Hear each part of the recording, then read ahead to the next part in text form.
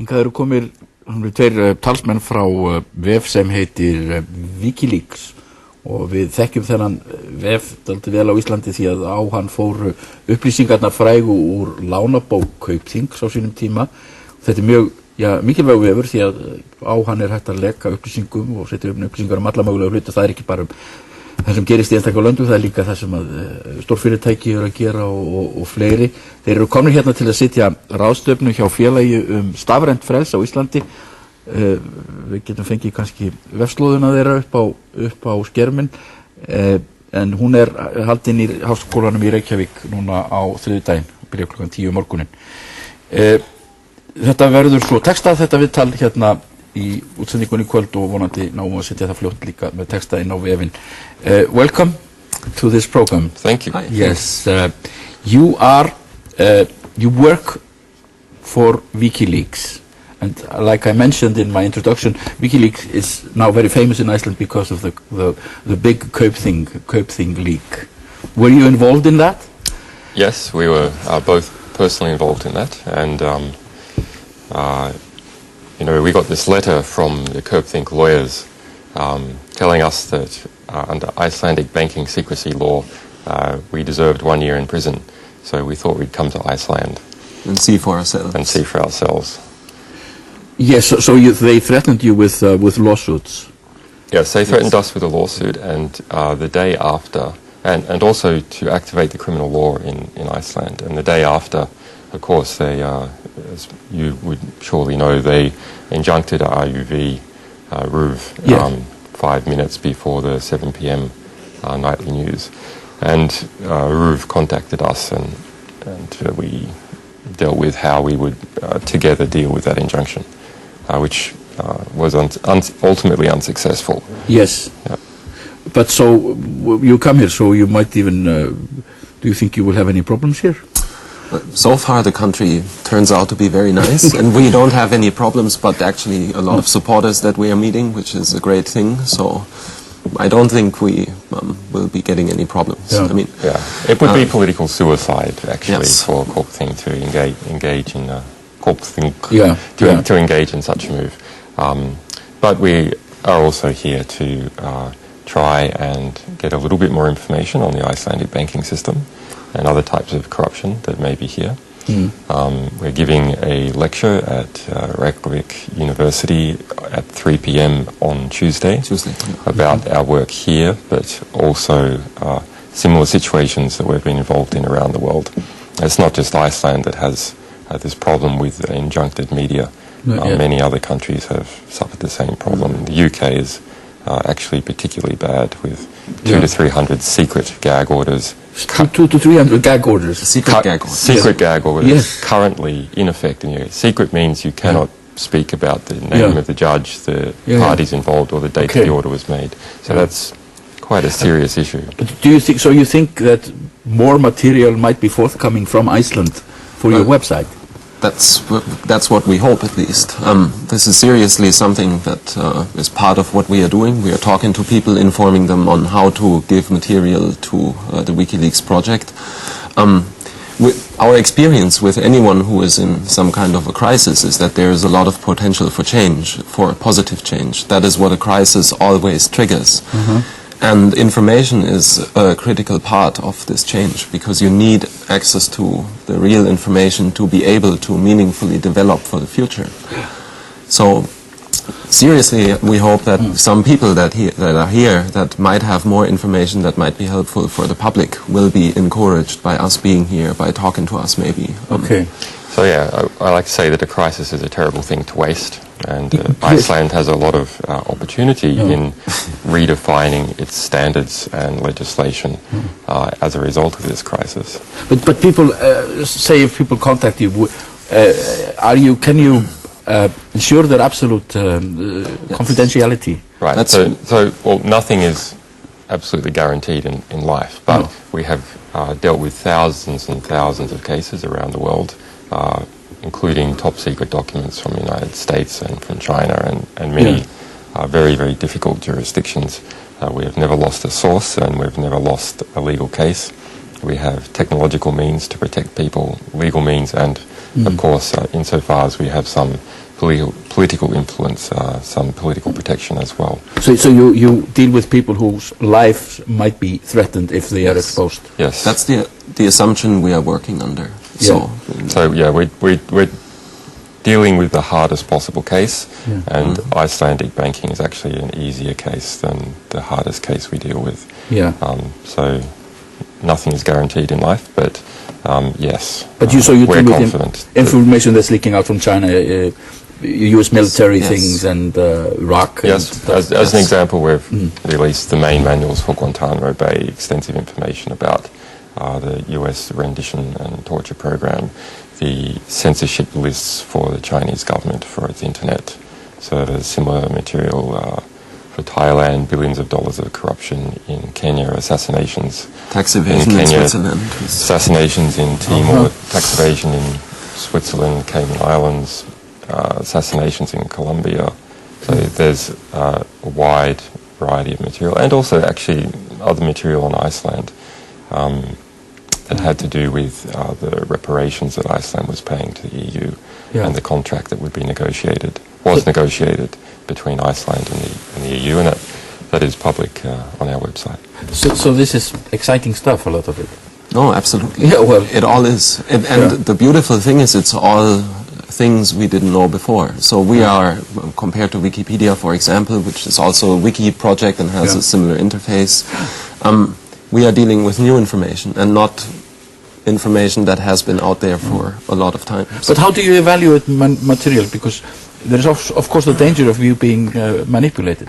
Yeah. Well, this is done by having a robust framework for doing this sort of verification work, and by involving people that are contributing to this cause, and so rather than... This is an interesting issue for Iceland. So the way we evaluate material is the same way investigative journalists normally evaluate material. You've got means, motive, opportunity, the document itself, the forensics on the document itself, and in the end you just call people up and say, do you admit it? Yes, yes, no, maybe. And you have lawyers. Yes, and we have lawyers. A lot of lawyers. Yeah. So we get legal threats about once a week. We had last year usually they don't get to court, usually they pull out before they get to court, but last year we had a very big case in San Francisco where a Swiss bank Julius Baer, tried to sue us. It ended up costing that bank $350 million. And they lost. Yes, they pulled. No, actually, they pulled out of the lawsuit because they said they could see it. Money. Yes, they had an IPO that was cancelled. The stock fell for 20% or something similar. And but this has been called online whistleblowing. It's like we have two components. One is it's really about publishing. So I'm a journalist. My interest is in getting information out to the public that will achieve political reform. But to do that, you need to protect people giving you information, and you also need to protect publishers. So it's this flow of information that can achieve reform into the public sphere. And to do that, we need to get and protect as many whistleblowers as possible, and also protect journalists and other organizations who are publishing. Eva Joly, she has praised your work, from what I understand. I think there's a mutual respect. There's a mutual respect. There's some respect. But how do you manage this organization? Your finances and your sort of network? Well, the financing part is something that we are currently working on, because the thing is, our project has become very, very successful, and it is so successful that it is creating a lot of work. And we see a lot of potential that we have with this project, where we could meaningfully develop it in or broaden it from the scope it has, from the possibilities that we can offer for people, from the interfaces for the public, the media, all other sorts of people. So the financing part is something that we are currently working on in order to take it from some kind of a beta phase that we are still in to the first production release. And so long it's carried by individuals that are believing in what we are doing. It's donations. Yes. Yeah, so at the moment it's donations by committed journalists, lawyers, some human rights people, some anti-corruption people. It's not, you're staying in a hostel in Reykjavik, you're not staying in a five-star hotel. That's right. And we've been, all the people here at the digital Digital Freedoms Conference. Everyone should look up and go to on Tuesday. FSFI.is. But how do people contact you, Wikipedia, if they have something to... WikiLeaks. WikiLeaks. How do people contact you? So they can go to wikileaks.org and or just Google for that and they'll find it. And there's a contacts page, and that will provide many different mechanisms for contacting us. On that page, we have put our number in Iceland that people can call us on. There's also ways to securely send us material using an encrypted transmission. There's no setup required from the user for the encrypted transmission. It's just upload a file and send this to us. You can also chat to us online. Just go to the web page and click on chat, and you'll be sent to an encrypted anonymous chat where you can talk to us. Any problems that people have in revealing information, we can work through them. And what we've found in the past is that people can come to, maybe I'll lose my job, is there some criminal thing? We can work through that and get contacts with the right people. An important thing for us, and one of the biggest barriers to us publishing, is understanding the language. So for documents that are in Icelandic, we need Icelanders to help interpret them and understand them. And of course they have to be under the strict confidentiality themselves. Not necessarily. Before publishing, yes, but after publishing, no. But so you have material you might be publishing soon on Iceland. Yes. Well, we are working on the verification of this. This is actually an investigation that is ongoing. And can you tell me more about that? Yes. So we have some intercepted SMS messages from one of the board members of one of the three biggest banks here. And there's about 30 of them, and they cover some months between some parties. So my gut instinct as a journalist, based upon the forensics of those documents, tells me that they're correct. Probably 80% chance that they are legitimate. And we just want to nail down that final 20%. And this is big news? I think it'll be big news, yes. Okay. Our Icelandic people say it will be big news if it's correct. One more thing. You mentioned to me the dream that we in Iceland we should become a vanguard of publishing freedom. Absolutely. So we see in Caribbean islands, and Cayman Islands, politicians create laws to enable offshore financial industries to hide the assets of the developing world and also the developed world. An anti-transparency law. Well, Iceland could do the opposite. At the moment, there's big problems in the UK with publishing. I just mentioned those 200 to 300 secret injunctions. There's all over the world, there's similar problems.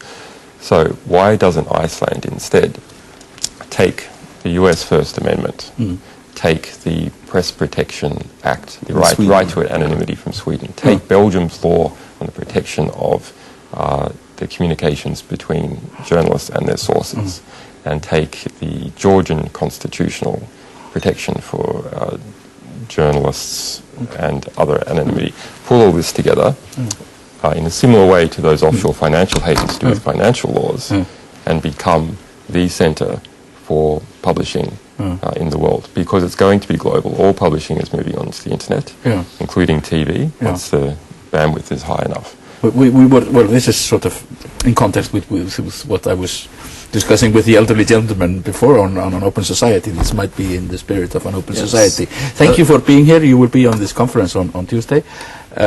Þetta viðtal verður svo þýtt hér í kvöld, fyrirgefið að það skulle ekki vera þýtt núna og svo á vefnum.